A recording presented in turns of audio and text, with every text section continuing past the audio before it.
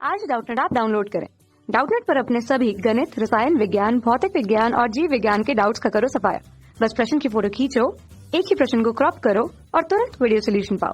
अभी डाउनलोड करें। हेलो दोस्तों, हमारे सामने प्रश्न है बिंदुओं 0,1,1 तथा दूसरा बिंदु 1,1,2 तथा ऋण 1,2,2 से होकर जाने वाले समतल का समीकरण ज्ञात कीजिए।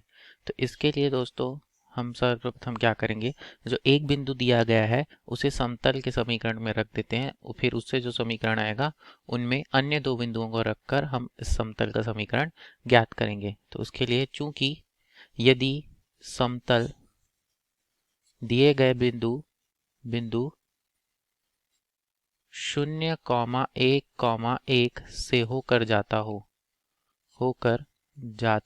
हो तो किसी बिंदु से होकर जाने वाले समतल का समीकरण क्या होता है, a गुणा x ऋण 0 धन b गुणा x y ऋण 1 धन c गुणा z ऋण 1 बराबर 0, जहाँ a b c क्या है, दिक् अनुपात। तो ये हो जाएगा ax धन b गुणा y ऋण 1 धन c z ऋण 1 बराबर 0। यह हो जाएगा समतल का समीकरण।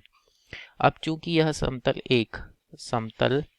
एक दिए गए बिंदु 1,1,2 से भी होकर जाता है तो यहाँ से इस समतल का समीकरण क्या हो जाएगा, अब हो जाएगा इस समीकरण में मान रख देते हैं। तो हो जाएगा 1 गुणा 1 धन b गुणा 1 ऋण 1 धन c गुणा 2 ऋण 1 बराबर 0, यानी a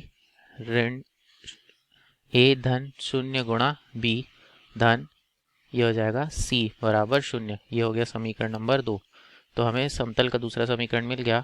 अब चूंकि दोस्तों समतल एक दिए गए तीसरे बिंदु से होकर जाता है, वो तीसरा बिंदु क्या है, तीसरा बिंदु है 1 2 ऋण 1 2 और ऋण 2। दिए गए समतल एक बिंदु ऋण 1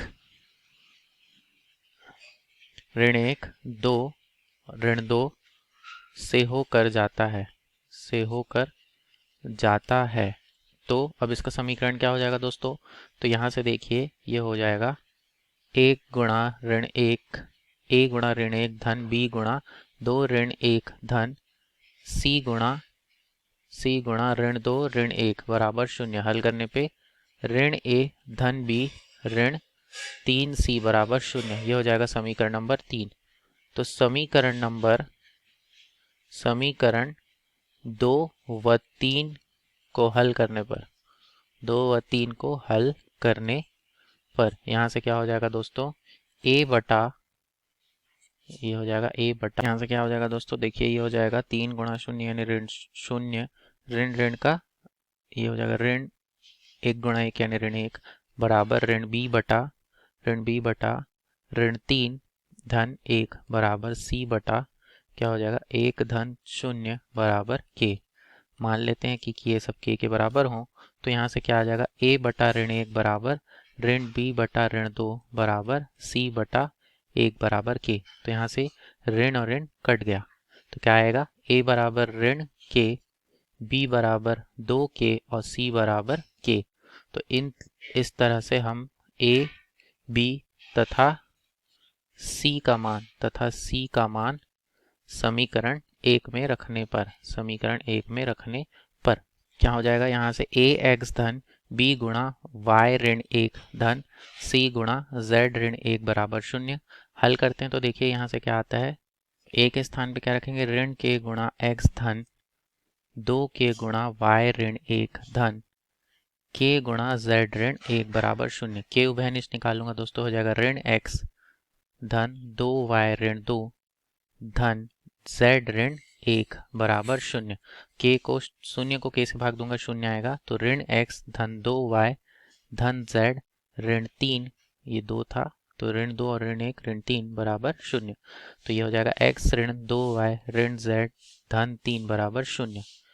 तो दोस्तों यही वो उस समतल का समीकरण होगा जो दिए गए 3 बिंदु से होकर जाता है। धन्यवाद।